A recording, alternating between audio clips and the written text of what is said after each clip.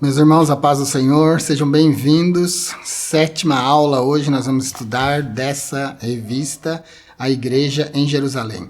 Nós estamos estudando o livro essencialmente missionário das Escrituras, que é o livro dos Atos dos Apóstolos. Essa lição vai ser ministrada no dia 17 de agosto de 2025 nas igrejas que seguem o calendário. Hoje nós vamos estudar uma igreja que não teme perseguição.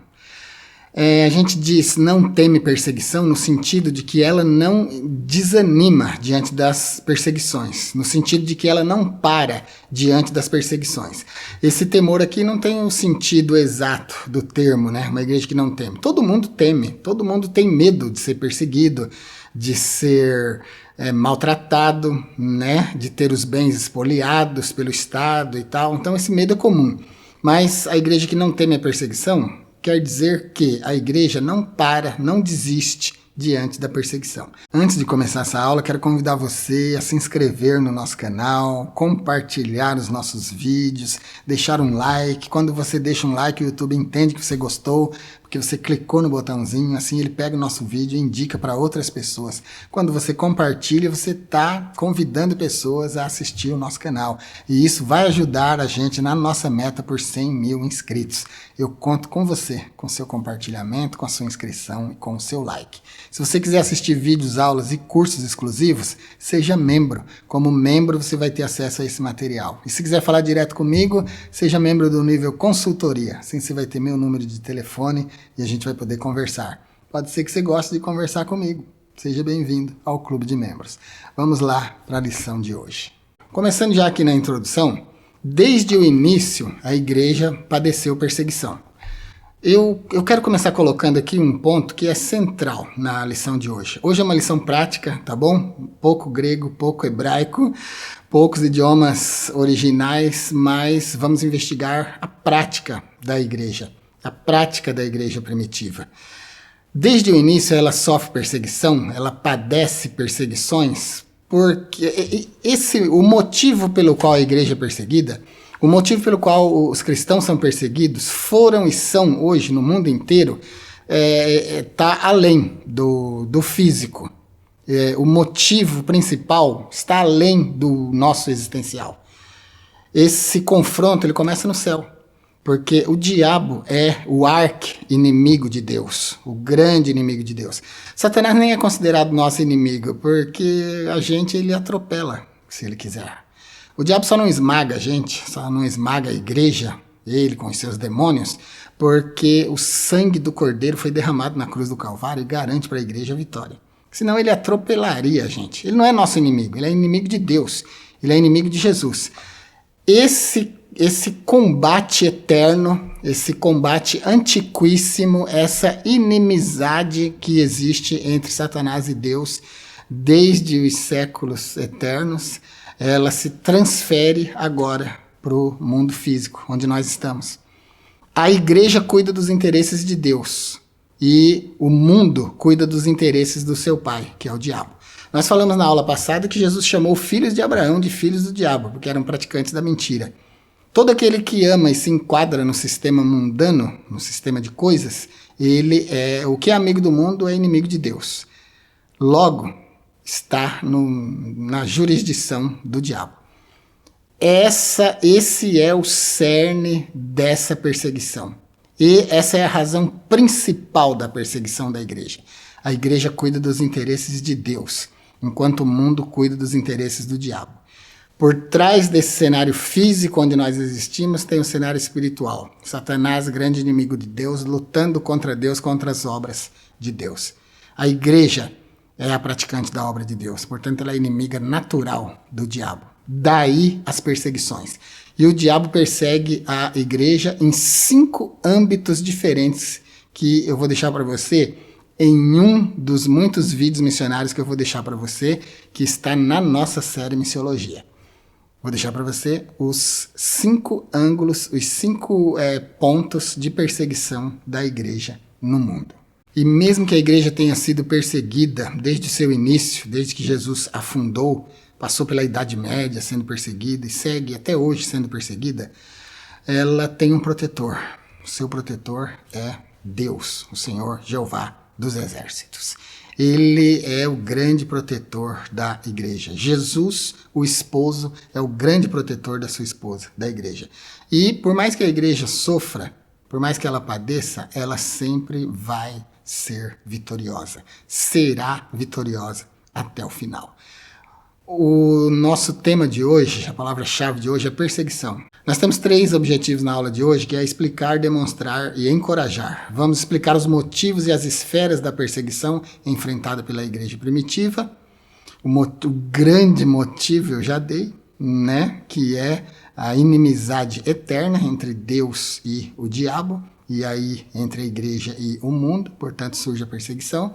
Então nós vamos explicar o motivo e as esferas da perseguição, demonstrar como Deus protegeu a sua igreja através dos livramentos e através da intercessão, e vamos encorajar vocês a permanecerem firmes na fé, mesmo diante de adversidades. Queridos, nós vivemos no Brasil. O Brasil, Deus é brasileiro. Já ouviram esse ditado, né? Deus é brasileiro. Nós vivemos num país de liberdade religiosa extrema. Aqui é o paraíso das religiões. Todo mundo pode ter e confessar sua religião aqui no Brasil. Mas tem lugares no mundo em que ser cristão é proibido. Se você for curioso, eu vou deixar para você aqui na descrição, vou deixar na tela final também. Quando terminar a aula de hoje, vai ter lá uma janela para você clicar e assistir a nossa série com 39 vídeos, a série Missiologia. Nessa série eu falo sobre igreja perseguida, cristãos perseguidos, as esferas da perseguição, por que são perseguidos, quem são os missionários, a diferença entre missionário e missiólogo, tudo sobre missões a gente tem nessa série. Então eu vou deixar para você no final dessa aula. Toda a adversidade que a igreja enfrentar aqui no Brasil, se é que enfrenta, não é nada comparado a lugares como a Janela 1040, por exemplo, que é um vídeo que eu vou deixar para você aqui nesse card aparecendo agora. O que é a Janela 1040? Quantos países existem dentro desse conglomerado de países onde a igreja é perseguida? Eu vou deixar vídeo para você também hoje na descrição falando sobre as esferas da perseguição e os 3 maiores perseguidores de cristãos no mundo. Então, hoje, como é uma aula missionária, nós vamos nos ater mais a esses pontos, tá bom? De perseguição. Mas o importante é saber que a igreja tem um protetor. Por mais que ela seja perseguida, Deus a protege, porque Ele é o dono da igreja. O texto áureo hoje, vamos deixar um textuário só em português hoje mesmo, né? Bem prático, tá bom? Texto áureo, Atos 5 e 29, está escrito assim, ó. Porém responderam Pedro e os apóstolos e disseram, mais importa obedecer a Deus do que aos homens. Nesse ponto aqui, a gente vê a defesa da prioridade da fé. A gente vê que os apóstolos fizeram defesa da sua fé. A gente vê que eles não tiveram as suas vidas por preciosas, mas afirmaram que é melhor fazer a vontade de Deus do que a dos homens, mesmo sob perseguição, mesmo diante de risco de vida. Porque eles estavam sendo ameaçados. Foi dito para eles que não era mais para eles anunciarem esse nome, Jesus. Mas essa foi a resposta deles. Nos importa obedecer a Deus, não aos homens. Daqui do texto áureo eu tiro 3 lições. Já que eu não vou destacar nenhum termo grego aqui no texto áureo hoje, porque é um tema missionário, é mais prático do que técnico, né? Mas eu tiro 3 lições daqui. Primeiro, priorizar a vontade de Deus acima das pressões humanas é necessário. Segundo, ter coragem para testemunhar a fé, mesmo diante de perseguições. E terceiro, discernimento entre autoridade humana e autoridade divina é necessário.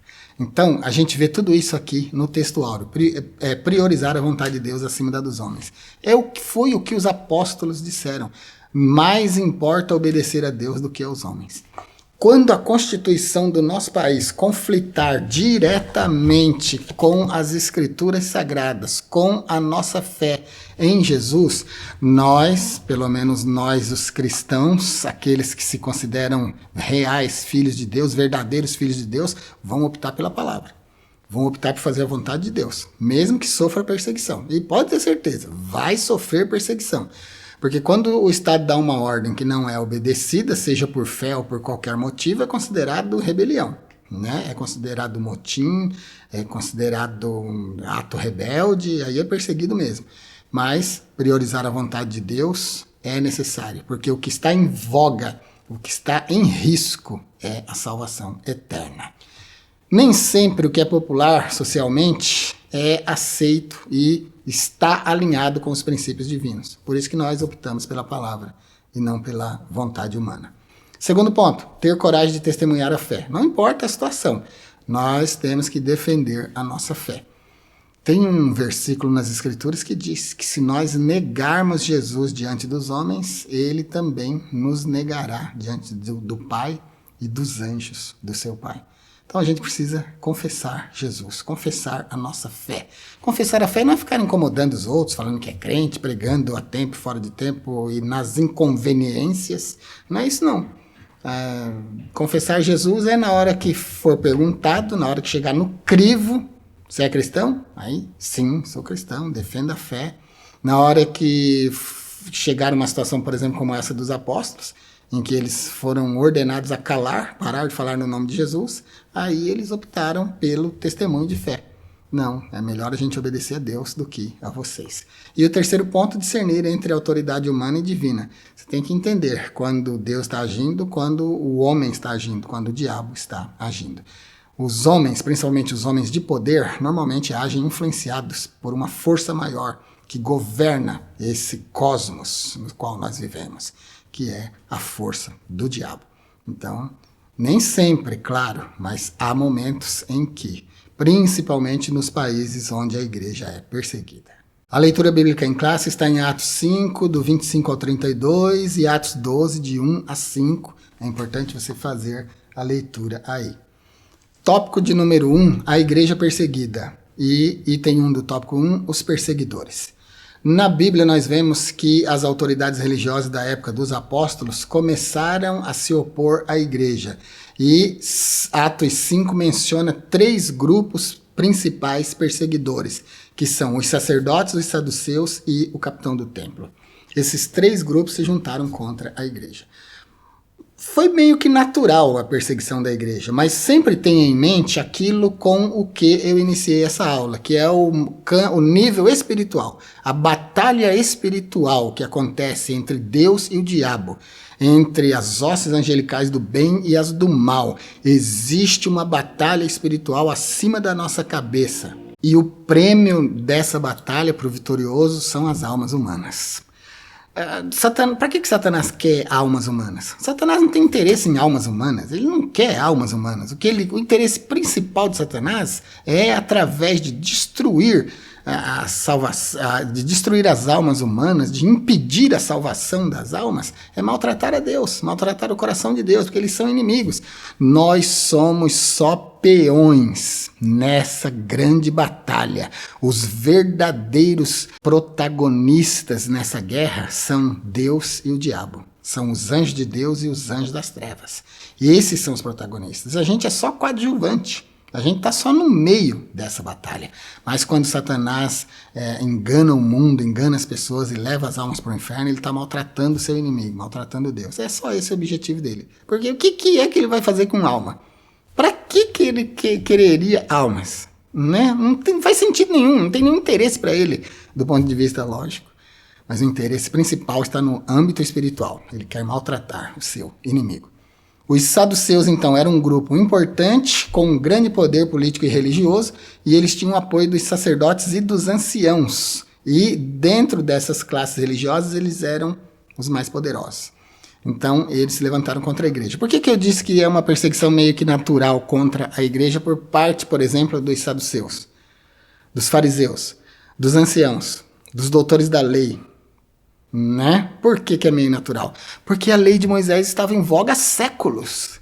E agora chega um rapaz, 30 anos de idade, assumindo a posição de Ravi, de mestre, ensinando uma doutrina nova, uma lei nova, quase que, se não prestar atenção, quase que conflitante com a lei do Ravi Moshe, que é a grande lei do amor. e começa a trazer coisas novas. Quem é esse Nazareno aí que apareceu agora pregando essa doutrina nova aí? Que movimento é esse aí que está angariando tantos seguidores? Então, só de surgir como uma novidade, já foi considerado seita, a seita dos nazarenos, já foi marginalizado e, óbvio, perseguido.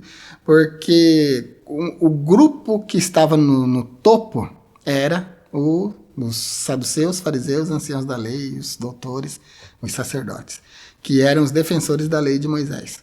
Aí chega agora Jesus colocando uma coisa completamente nova e estabelecendo uma coisa chamada igreja. Claro que se torna inimigo natural, né? Então é perseguido. Foi perseguido então por esse grupo exclusivo, os saduceus, e pelos anciãos. Eram líderes judaicos influentes representando tanto aspectos religiosos quanto políticos, mas sem exercer a função sacerdotal no templo. Esses anciãos são os rosh do hebraico, cabeça. Eles eram os líderes das casas paternas em Israel. Os presbíteros, que nós já falamos aqui em aulas anteriores, fartamente, sobre os homens de mais idade, os presbíteros. O presbítero é ancião, os líderes da comunidade judaica. É por isso que Paulo disse para Tito assim, vai e estabeleça presbíteros.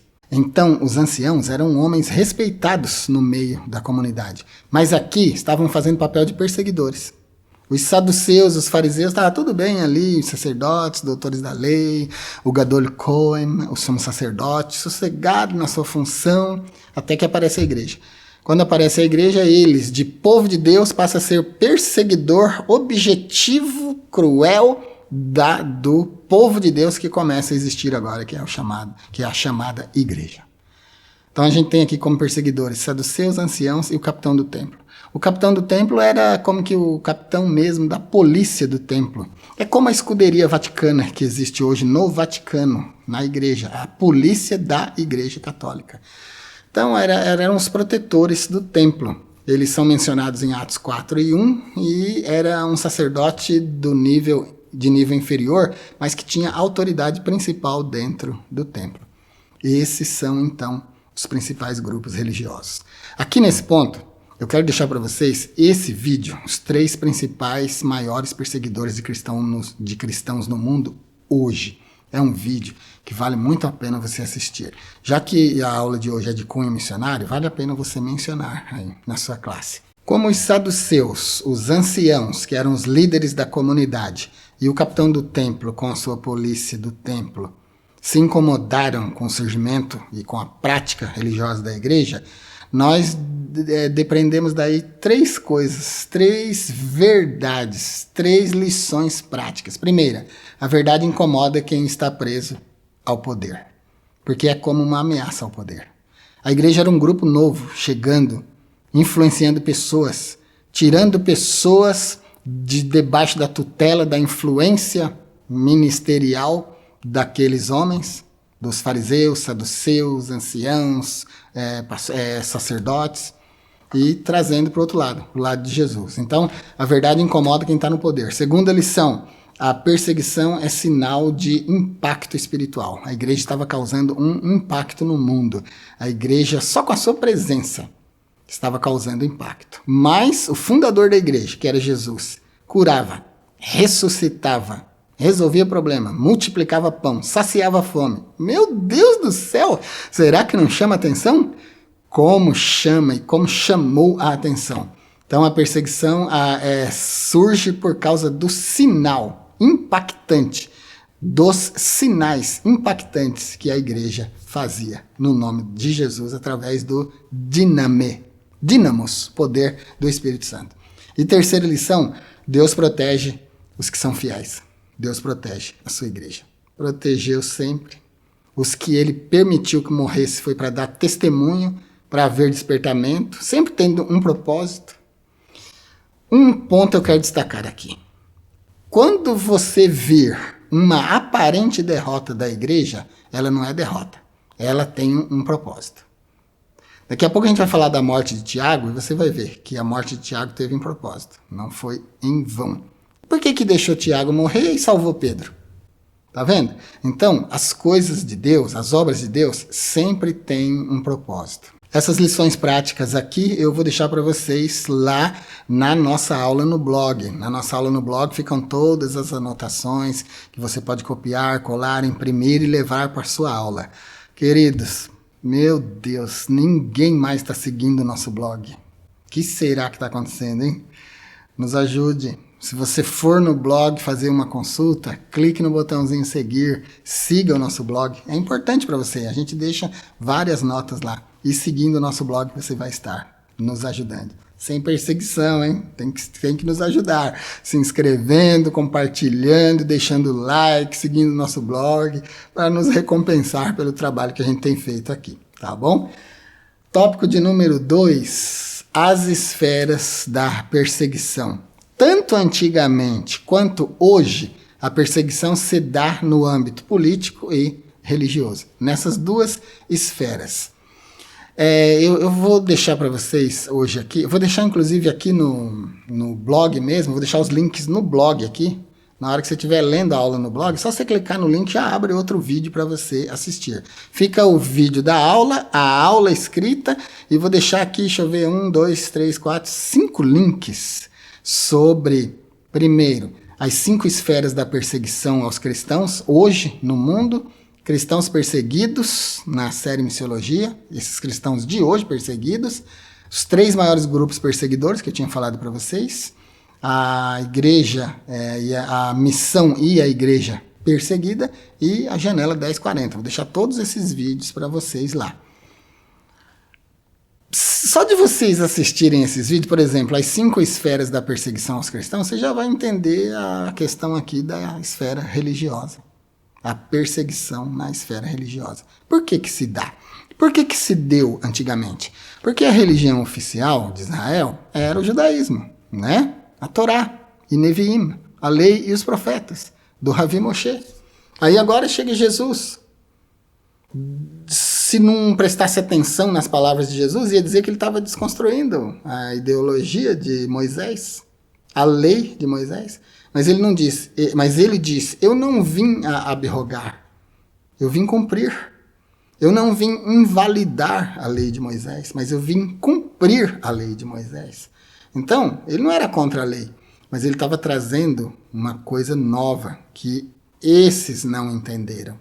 Os saduceus, os fariseus, os anciãos, os sacerdotes, não entenderam a perspectiva de Jesus. Mas alguns pescadores simples entenderam. Alguns necessitados, doentes, que não tinham o que comer hoje, estavam na multiplicação do pão, entenderam quem ele era. Que ele era o Messias de Israel. Ele era a mudança radical que iria acontecer em Israel. Ele era o Salvador, Yeshua HaMashiach, Jesus o Cristo, aquele que viria transformar a história de Israel. Mas, quando a gente olha para aquele cenário com o qual eu comecei a aula, anunciando, aquele cenário da batalha espiritual, a gente vê o diabo e Deus, aí a gente vê Jesus vindo em nome de Deus, claro que o diabo vai confrontar. Não viram não a situação do deserto? Quando Jesus é conduzido pelo Espírito Santo ao deserto e lá ele é tentado pelo diabo. Quanta coisa o diabo não fala. Então o diabo é o arqui-inimigo de Jesus, de Deus. E nós estamos no meio dessa batalha espiritual. Tópico de número 2, a igreja protegida. Item 1 do tópico 2, um anjo de Deus. No item de número 2 do tópico 2, a intercessão da igreja. E no 3, o valor da oração. 3 itens aqui intimamente interligados. Os anjos de Deus trabalham a favor da igreja por causa da intercessão da igreja. E quando a igreja intercede, o anjo trabalha e a igreja sente o valor da oração, que é o item 3. Então, item 1, um anjo de Deus. Lucas destaca que em meio à perseguição, Deus provê livramento para os apóstolos. Isso a gente tem em Atos 5 e 19. A igreja ela não era só perseguida, ela era também protegida, porque Deus é o dono da igreja. A igreja contou com a presença de anjos de forma sobrenatural. Claro que só a presença do anjo já é sobrenatural, né? Porque anjo não é do nosso nível natural. Mas eles estiveram presentes na libertação de Pedro da prisão, Atos 12, 7, Com Filipe na sua missão evangelizadora, Atos 8, 26, em missão na casa do centurião romano, Cornélio, Atos 10 e 3, e com Paulo em alto mar, em Atos 27, 23 e 24, quando ele estava indo para Roma, que o navio começou a se despedaçar pelo vendaval e tal. Então, a Bíblia diz que eles estão sempre trabalhando por aqueles que hão de herdar a salvação, Hebreus 1 e 14. Os anjos de Deus são espíritos ministradores enviados para trabalhar a nosso favor. Mas eles só vão agir por ordem de Deus. E Deus vai se mover se a igreja se mover. Item de número 2, a intercessão da igreja. Olha lá, Atos 12 e 15 diz que a igreja fazia contínua oração por Pedro. Esse texto, então, mostra que o anjo foi um agente ativo, objetivo na libertação de Pedro. Mas a igreja também aparece, porque o anjo foi lá pela oração da igreja. A igreja orando, moveu o coração de Deus, Deus enviou seu anjo para libertar Pedro. Não faria sentido Lucas destacar isso se isso não fosse assim, né? Se não fosse verdade. Agora aqui no finalzinho do item de número 2, a intercessão da igreja, a morte de Tiago, irmão de João, é mencionada anteriormente e não tem uma explicação bíblica do porquê Tiago não foi libertado. O que eu especulei aqui foi o seguinte: a morte de Tiago foi para despertar a igreja, enquanto que a libertação de Pedro foi para mostrar que a oração da igreja tem valor. Então, com a morte de Tiago, a igreja ficou chocada. Ela falou, meu Deus do céu, se o próprio Tiago caiu nas mãos do inimigo, né? O que não vai acontecer conosco? Aí começa a orar. E então perdemos Tiago, mas não queremos perder Pedro. Aí começa a interceder por Pedro e Deus envia o anjo para libertar Pedro. Então, esse evento, ele causou um impacto no meio da igreja. Tanto a morte de Tiago, quanto a libertação de Pedro. Uma coisa é negativa e outra é positiva, mas as duas influenciaram a atitude da igreja, que era uma igreja essencialmente intercessora. E aí, a própria igreja percebe o item 3, o valor da oração. Essas passagens da Bíblia, assim como muitas outras, mostram o grande valor da oração. Enquanto os cristãos oravam, o lugar se moveu, o lugar tremeu. Atos 4 e 31. Quando Paulo orava, ele teve uma visão com Ananias, aquele Ananias de Damasco, que numa visão Ananias tinha visto que Paulo vinha para orar por ele, para que ele voltasse a ver e fosse cheio do Espírito Santo. E aconteceu. Cornélio, em Atos 10 e 3 também, enquanto orava, se apresentou para ele um anjo de Deus, né? Falando para ele mandar buscar Pedro, que Pedro ia explicar para ele o caminho da salvação. Os apóstolos oravam pelos cristãos para que fossem cheios do Espírito Santo. Atos 8 e 15. Então, aquela velha máxima dentro da igreja, principalmente na igreja antiga, não sei se ainda está em voga hoje, mas é muito verdade. Muita oração, muito poder. Pouca oração, pouco poder. O negócio se dá assim, ó. Você influencia pessoas para quem você fala.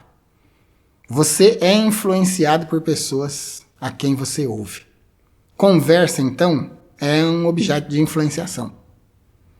Quando você fala com Deus, você é influenciado por Deus. Então, você recebe poder de Deus. Porque a fala de Deus é poder. A comunhão com Deus é poder. Ouvir Deus, mesmo que seja através da sua palavra, é poder. Então, muita oração, muito poder. Pouca oração, pouco poder. Não deixe para orar só quando você for na reunião de oração da sua igreja, não, meu irmão. Deus é transcendente. Deus está em todos os lugares. Você pode buscar a Deus em qualquer posição física. Você não precisa se ajoelhar, tocar 7 partes do seu corpo no chão, testa, 2 palmas da mão, 2 joelhos e as 2 pontas do pé, em prostração completa para orar. Porque isso em muitos lugares seria inconveniente.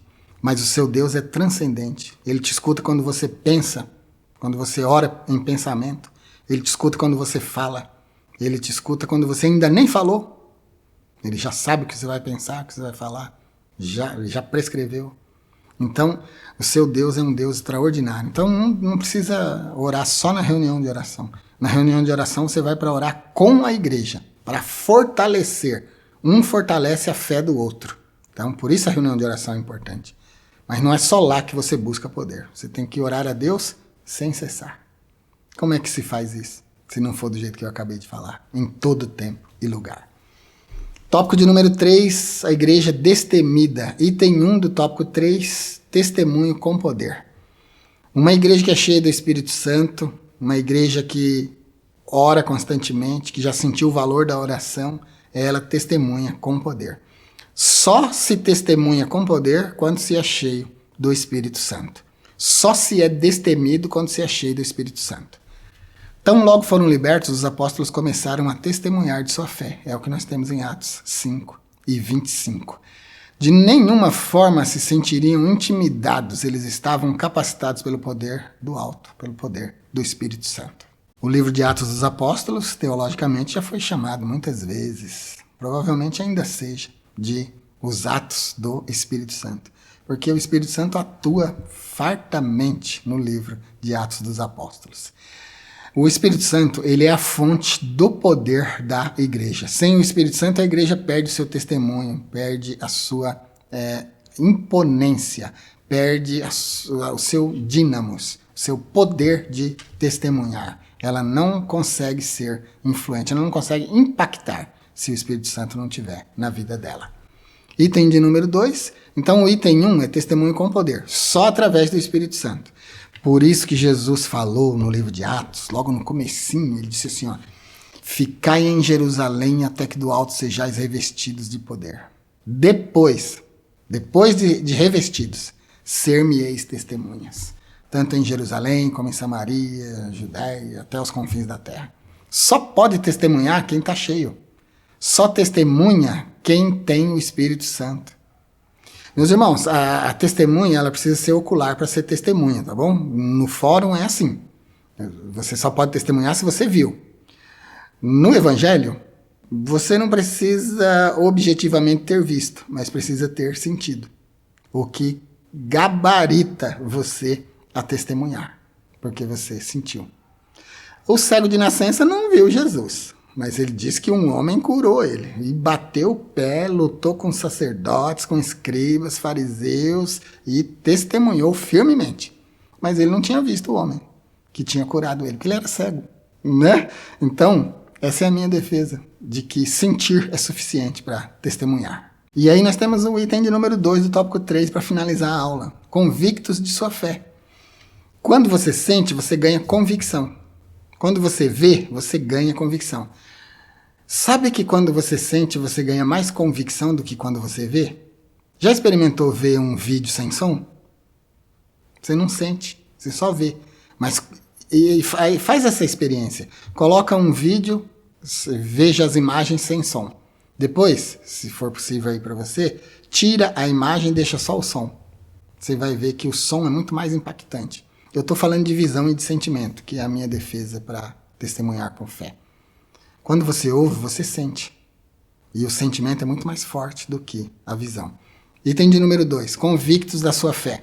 Lucas registra a ousadia e o testemunho de Pedro. Pedro disse assim em Atos 5:29.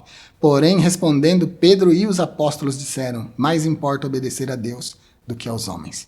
Foi uma fala de todos eles. Nesse texto aqui, nós temos uma defesa dos valores da fé, dos valores cristãos. Esse texto aqui mostra que a igreja primitiva não negociava sua fé, mesmo que isso custasse caro para ela. Esta mesma referência aqui, também, ela é muitas vezes usada para justificar a desobediência da igreja ao Estado, que é o caso aqui de Atos 5 e 9. Quando chegou a hora de decidir entre a fé em Jesus, entre obedecer a Deus e aos homens, eles optaram por obedecer a Deus. Nesse sentido, a igreja pode ser rebelde ao Estado, às leis do seu país. Quando não, é importante que ela se sujeite. Ela tem que se sujeitar, porque ela é cidadã da cidade. Ela é cidadã daquele país. Ela está sujeita às leis daquele país. Mas quando entrar em conflito, então as leis de Deus se sobressaem. Então não se trata só de mera desobediência civil, mas é opção de fé.